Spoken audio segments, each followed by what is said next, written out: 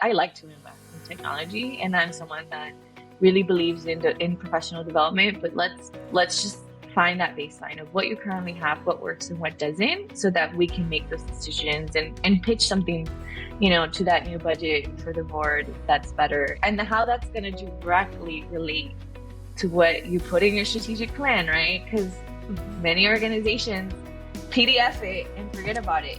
And that's true. It sits in a nice binder on someone's bookcase somewhere.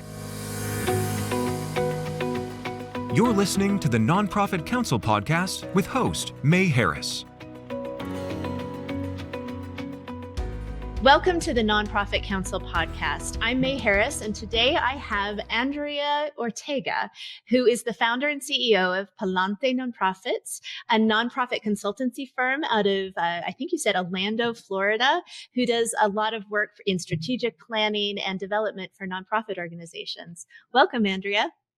Thank you so much for having me. Oh, our pleasure. So maybe you could start by telling me a little bit about how you got into the nonprofit space. This is such a unique kind of niche area of practice. So what got you into this space? Yeah, I love this question because it's something that I ask myself too when I meet people in the sector, because no one grows up saying they want to be an executive director or a volunteer manager or development director. So it's one of those things where I do think it finds you. So I did my bachelor's actually in engineering. And when I graduated, someone literally handed me a nonprofit in the small, short story kind of there. And it was a nonprofit that obviously I had volunteered for years throughout my college career and was very passionate about. But there was like a turnover point for that board, and they were like, we're either going to close down or see if you want to continue the work we've been doing.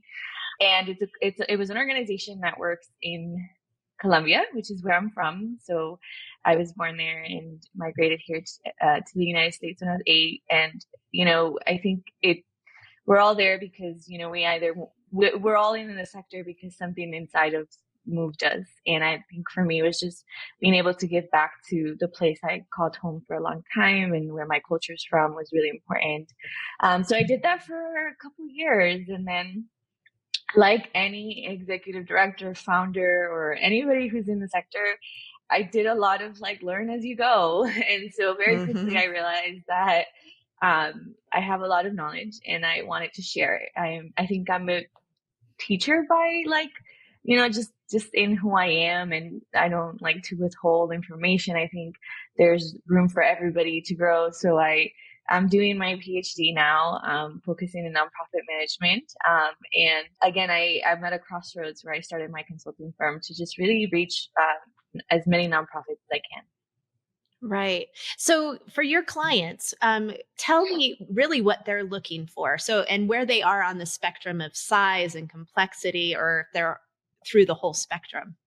Yeah. So clients that I've worked with in the past do tend to be more on that grassroots and maybe ready to scale. I can work with larger, more established, but I do find that we all have our little niche, and there's like a sweet spot there for me because grassroots organizations have a little bit of that working board and trying to transition into that governing board dynamic. And I am someone that has that's a woman of all trades. I've done big $100,000 galas, and I've done car washes and bake sales. So, I love finding people who are in that. We've been grassroots. We've been doing this ourselves. How can we begin to scale and do that? And that is a very pivotal moment, right? How do you turn a very volunteer working board? I mean, they're all volunteer, but how do you move from that space and let go of the responsibilities and hire and invest, right? It starts becoming more of that business model. And so people are just looking for someone that they can do that with trust, because I love the song, but with more money, more problems kind of thing. So you have to be prepared to assess those risks, understand how you're going to delegate those responsibilities and ensure that they don't fall through the cracks, because you've been doing them for so long, being the grassroots nonprofit, and just really work with them to get them to the next step, which a lot of the times could be big grant money, with big grant money comes big reporting and big receipts and big management on our end. I used to joke, being a grassroots nonprofit, that like my board would be like, why are we not applying for money? And I'm like, are you going to do the report yourself? Because this would be another thing on my hand. They're time consuming there. And there's been a huge shift since I was running it to now. But I think my clients also need to recognize that shift, right? That working with funders to make sure that, hey, we know our needs. If you see a salary in there, if you see a program, this is why, and be able to justify it. Because I think the whole sector has just, especially after COVID, really understood the importance of long-term sustainability. So putting that in the planning is crucial. Right. So I really resonate with the song lyric that you mentioned. I always said it's like a new level, new devil. And, that is an incredibly difficult and yet so important transition to make from, the founder and an all volunteer board that, their primary fundraising might be that car wash or that bake sale or, fundraising dinner to, you actually have funding coming in either from, a lot of individual donors. You've done a great raise or capital campaign or something along those lines, or a great grant. But when you step over into that kind of formalizing the nonprofit, its operations, its standard operating procedures, its policies and procedures, everything, it sounds like that's when you really like to step in and kind of help guide them and provide strategy. So what would you recommend for a nonprofit organization that is, right at the cusp of that really critical transition in helping them kind of strategize how to get over? Because it's a huge obstacle that I think is one area where I'd say a lot of nonprofits fail because they can't make that jump. So what would you advise your clients or any nonprofit facing this at this point? Yeah. Something that I love to do, and, there's a consultant for everybody, or there's there's training and capacity building for anybody, but I really like to work with organizations with the systems that they currently have before maybe suggesting another one. I mean, we know that technology budget is something we're trying to shift our mindset around, but really, Google Workspace is a phenomenal tool that sometimes doesn't get used to its full capabilities. So I like to really ensure, or if you're using the Microsoft 365, which are both, free or mostly free for our nonprofits. So I like to really start there. Like, what are your current processes? Where is there room for efficiency? Where is there room for communication? Sometimes if you are starting to collect that data for grants and hopefully, start to create your first report that a funder asks for, what kind of data are they asking for? Make sure don't build a whole strategic plan with a whole different data because the money's asking you for this data. So using what they currently have is really, really key to me. And then if there's a need to invest, if there's a need to change something, I think that comes a little bit after, getting them really comfortable in the spaces that they're in, because there's many moments where, you have a nonprofit with maybe a tutoring program and they're still taking attendance and scanning them, and someone's putting them in a spreadsheet, and I'm like, pop a QR code, everybody signs the form, and every day, there's ways to continue to stay within the budget of your organization, as well as there's room to grow if the board is ready for that and the budget allows. But I would say taking a look really closely at what your current processes are. Many of the times in that scenario I gave, people would be like, we need to hire another program coordinator because I'm overwhelmed with the attendance and the data for grants. And in reality, they just needed to really perfect their systems and see what tools they have to really focus on that. So, I always work with my nonprofits. And I'm not someone that likes to, I like to invest in technology, and I'm someone that really believes in professional development, but let's just find that baseline of what you currently have, what works and what doesn't, so that we can make those decisions and pitch something, to that new budget for the board that's better, and how that's going to directly relate to what you put in your strategic plan, right? Because many organizations PDF it and forget about it. And that's true. It sits in a nice binder on someone's bookcase somewhere. But you bring up a really important, kind of thing to consider. I think it's really easy. Oh, we need another person. We need another person. We need another person.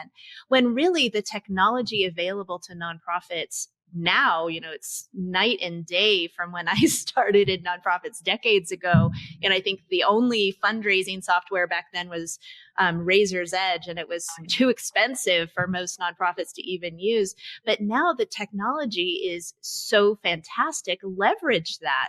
And, I've talked to a lot of nonprofit organizers and managers about using AI, which, that is going to be game changing for grant writing and for writing that case for support and other things. Obviously, it still needs to be looked at and evaluated very critically by a human. But those leveraging that kind of available technology, and Google Workspace is fantastic, and TechSoup, getting QuickBooks Online and everything you can possibly get for free or reduced will only serve you in the long run if implemented correctly and strategically. Yep. Yeah, I agree. I think technology has a big role. I'm excited that you brought AI. We can definitely talk about, because nowadays you can, like I said, you could probably type on ChatGPT, write me a strategic plan. But like the key in strategic planning is always the implementation. You can write it. You can make it pretty. You can even give it to a funder. You can give it, but like if you're not implementing ways to track those metrics, your OKRs or KPIs or whatever method you choose, and see it. And then there's like behind all that, there's also like, team, we did it. We hit those marks, and going back to the plan that's a live document and not on a binder in someone's shelf, are also key things I love to discuss and teach, and making that habitual, like making that a part of their culture as an organization. Right. And, you can use ChatGPT AI to craft, as you said, the most beautiful case for support, the most beautiful grant application. So let's say you get that grant and you do a great job, but how are you measuring your success? That needs to be thought of way at the beginning when you're first putting it together, so you can measure that success and then report out on those outcomes in the next step, which is getting more funding to do more good, right? And I think that's a critical piece that a lot of organizations, in their haste, and boards, haste to get the money in the door, which is important, they kind of fail that critical step. How are you going to gauge your success? How are you going to measure what you're doing in the community and then be able to communicate it to funders, stakeholders, donors, everyone else that's interested in what you're doing? Yeah. So you go and you meet with boards and founders. And then what is the typical kind of, obstacles that you see again and again when you're advising boards? I think a lot of times, especially if they're in that transition time, like I asked, one, investing, right? So I have to not only let them know like, hey, this is kind of the methodology, and we're going to define success to help drive this, very similar to what you said, but staying close to what we know works, because sometimes they'll want to go from 0 to 100 really quick, and like we know that it's a marathon, not a sprint, right? Even with obtaining large funding, I ask people all the time, the funder really wants to know, if I give you $1 million tomorrow, what are you going to do with that? So in your strategic plan, you have to be able to answer kind of all those measures of success that are program, staff, overhead and things like that. And then the other part of that is, letting them know that the strategic plan is not just that document that is very pretty and shiny. You're going to use that document to say no to things that don't fall within what's going to get you there, because it's very easy to be like, to someone to call you or you're networking and they're like, hey, we have the opportunity for this project, and we get ready to drop money, and then we say yes to it, and then all of the other things we were working towards goes away, or we're not able to execute it as well as we were able to. So really working with them to understand that this document, as well as your mission, like the document will match your mission, your vision, and you'll use this for the next 3 years to make sure you stay on track of meeting your goals. And if it does need to be updated, that's fine. It's a live document, but like for the most part, you want to make sure that you're staying true to what you decided at the moment. And, we do a very quick, kind of observation of, have they had a strategic plan before? Did it work? What didn't work? And then from there, kind of working from those successes to build the other parts of the strategic plan. And then it used to be, I love that you're like, many years ago, I remember like when I first took a strategic planning class, we used to do them at every 5 years.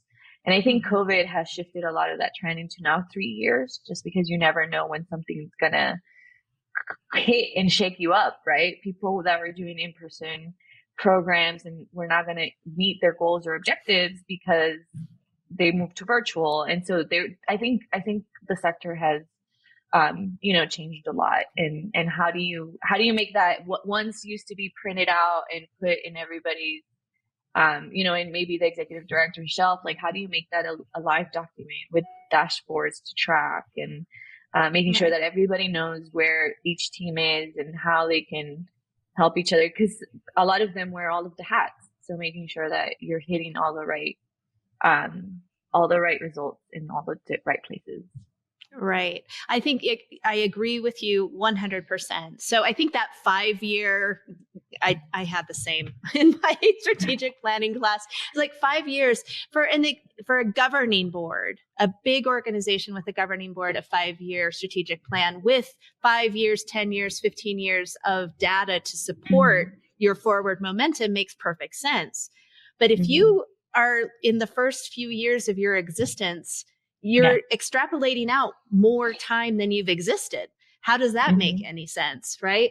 So at least for me, 3 years is an outlier even for the new organizations. Yes, you have to do that for the IRS when you're doing your 1023 application, right? Yep. You have to extrapolate out a 3-year proposed budget with your program. But still, that's like, I don't know if we're going to make it. Most of the organizations I work with, they're like, so we're estimating this, right? We're not going to be held to this, right? Yeah. Absolutely. You're estimating. But when you're really building from the ground up in a good foundation, I think a 1-year strategic plan is actually all you can truly hold yourself to, in which case then you have to break it out into quarters. So, I run a firm, I own a practice, and we operate on something called the entrepreneurial operating system, which has quarterly rocks, quarterly goals, quarterly. You have a 1 year, a 3 year, a 10-year, vision. But if you break it down into quarters, I think it makes it so much easier to actually see the progress and to digest it. It's like, maybe your dad might have said this at some point, but how do you eat an elephant? It's like one bite at a time, So if you break it down into the smallest, easily obtainable, or at least you can see that you're going to obtain that goal that you can. For those new organizations, don't think that you're failing if you don't have a 5-year strategic plan. At least in my opinion. Would you agree?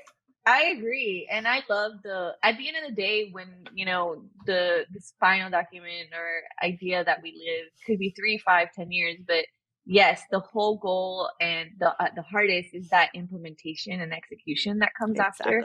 And the only way to do that, and I love that you mentioned quarterly, is if you're not showing dashboards with where those OKRs or KPIs are on a quarterly basis, and not just to your board, but to your team, they're the people on the ground and motivating them to hit data is there.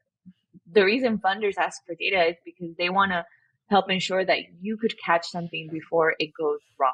And that's something that's actually, I think, even one of the hardest things to learn for me, because I am one of those, like, if I do good things will come. And, and we have a lot. But at the end of the day, the ones who are going to build that long-term sustainability, both financially, staff-wise, or even programmatic-wise, like those are the ones that are able to recognize when, hey, we blew through the money faster than we did because we had more participants than anticipated. Let's see if we can fundraise or go back to the funder. We have the data, it's working, Those are the kind of things that even like if you have a good relationship with a big funder, you can sometimes even go back like, hey, this is working. This is the data. We need more. And there's so much money in philanthropy, and but they're always looking for that. Prove it, prove it. So like what part of, right. yeah. And you have competitors. So yeah, there's a Yep. lot of money in philanthropy, and there's money out there to do some really important things. But there are other people who Yep. are trying to get access to those funds as well. So how can you differentiate yourself? And if you Yeah. put in all of that groundwork, I think that helps. Absolutely. Mm-hmm. So you mentioned Google Workspace, which again, I totally agree. So way back when I first did my first strategic plan, it was a nice PDF printed out, put on a bookshelf. It was great. I was so proud of it. Didn't look at it for a year. But with Google Workspace, with Google Docs or Google Drive, I think it is now, and, Google Sheets, you can, instantaneously work with members of a very diverse team and dispersed team, which, you mentioned COVID, but a lot of people are working remotely or hybrid or whatever. And if it's sitting in a PDF document, they're not going to look at it. But if it's something that they check in on a regular basis, hey, where is our scorecard, our dashboard, everyone can be on the same team. So really leveraging that technology. Yeah, I think that's important. And again, there's really fancy software that does it. And when you get to that stage, definitely investing in it. But, like first make sure that the data that you're collecting is available. It's easy for people to collect. It's easy to have in a system. And for some people, that's still spreadsheets, that is. And I'm not against spreadsheets. I think there's a beauty. Sometimes you can do it faster than, working with other tools, and Google Workspace to the collaboration. The collaboration Yes. is key.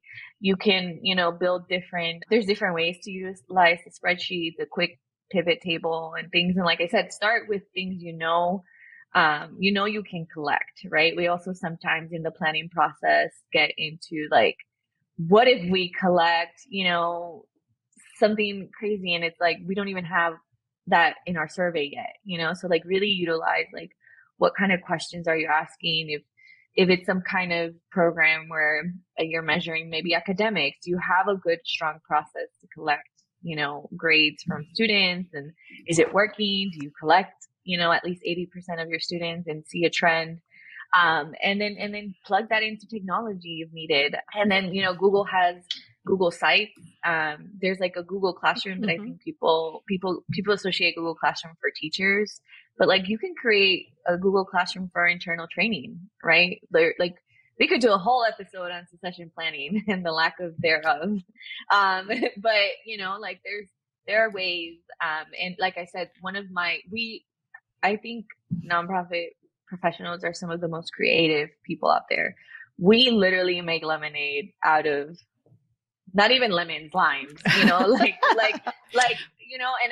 with that comes like, okay, make sure that whenever you set out those KPIs or OKRs or whatever way you're going to measure that strategic plan, do you already have some of this being recorded in your spreadsheets? Do you have a report for that? And then, because the more success you'll see, the more you'll be like, okay, we're ready. We've outgrown spreadsheets.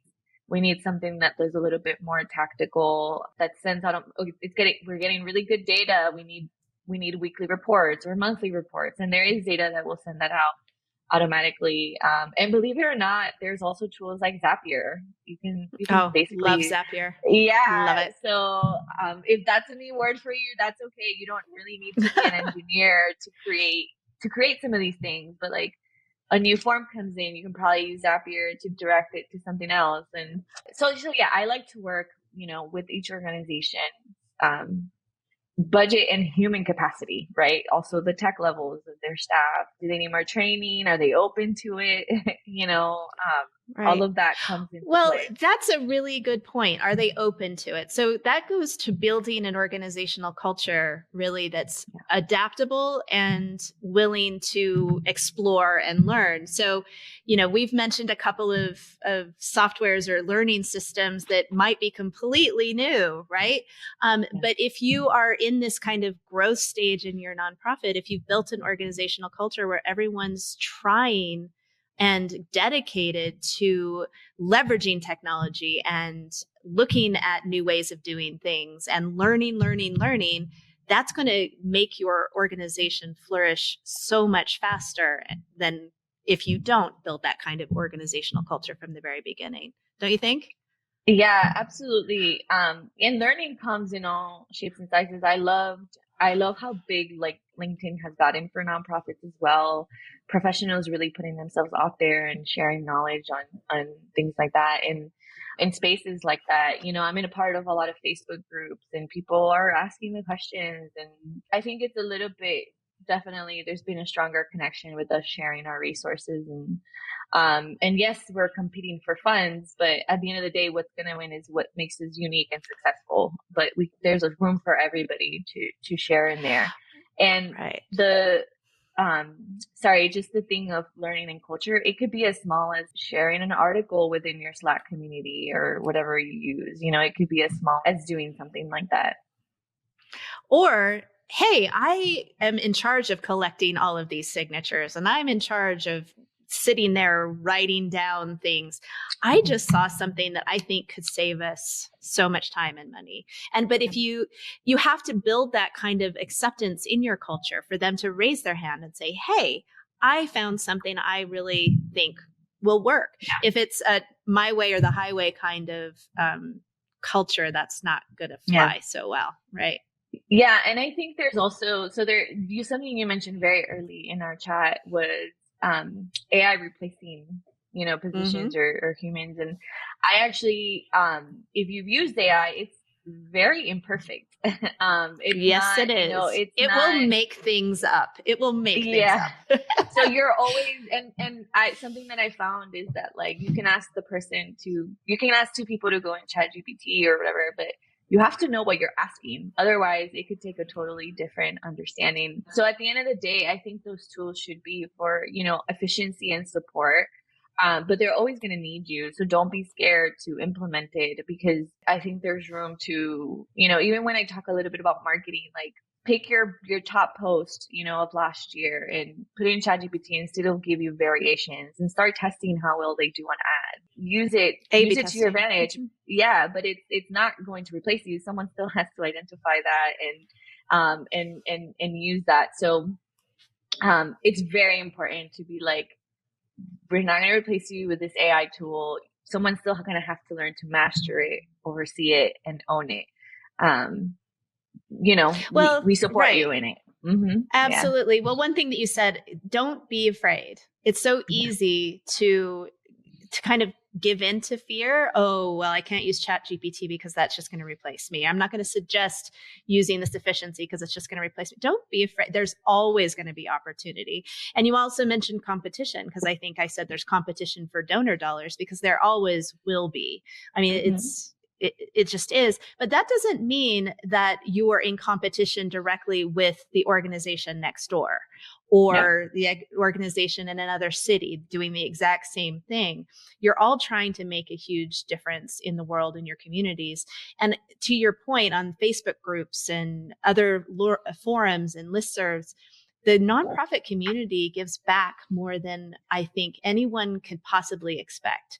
They're so willing to share best practices, documents, policies, ways they've done things. Now, again, I would view them the same way I would ChatGPT, is just because they think this is great. Don't just copy it and paste it and think it's going to work for you. It still needs to be fine-tuned and, adapted to your organization. But, utilize those resources that are so freely given in the nonprofit community. It's one reason why I think we probably have both decided this is where we belong, right? Yeah. Yeah. I think it's been, I think it's been really beautiful to see, like just people exchanging, like maybe their budget or maybe their program narrative, things that are honestly public record. I think sometimes people forget that most of that is open and should be shared. But I think we've all recognized that we are not in competition directly. There's always going to be something that makes that uniqueness and that's going to uplift us. And then something that has really also happened, especially after COVID, and that is also being is like coalitions. You have a greater chance of maybe getting a grant or anything if you, instead of being in competition, you partner, because now you have two very successful programs that either complement or maybe even, mirror each other, and you're willing to work towards a larger population and solve some of the problems in the community. So I've seen that shift of, instead of like you against I, let's team up and get even more money by answering this RFP together. And that's something that is fairly new, but really exciting. Absolutely. And I think it's been very well received by funders, at least from what I can see. So before we wrap up, Andrea, is there anything that you would like to say to our listeners, or any kind of last minute guidance you would like to provide? Oh my gosh, what a great question. But yeah, I think just to tie it back to kind of strategic planning, it is, there's a lot of parallels to a business plan, right? There's a lot of parallels. There are organizations that will sometimes have a strategic plan and a business plan because they want to kind of have all of those concepts. That's okay.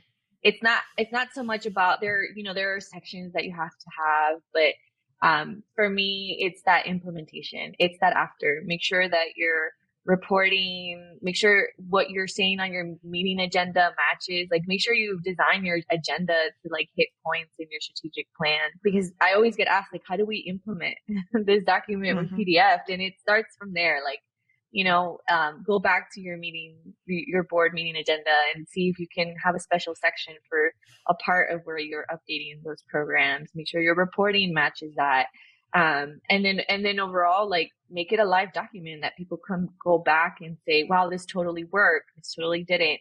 Let's bring this up at the next yearly or quarterly meeting and see how we can shift, because that's the best use, in my opinion. Are we heading still to that first year? And if we're not, how do we pivot, and how does year 2 and 3 need to change? But it starts from those, like you mentioned, those quarterly and having the organizations being very visual about meeting those success metrics.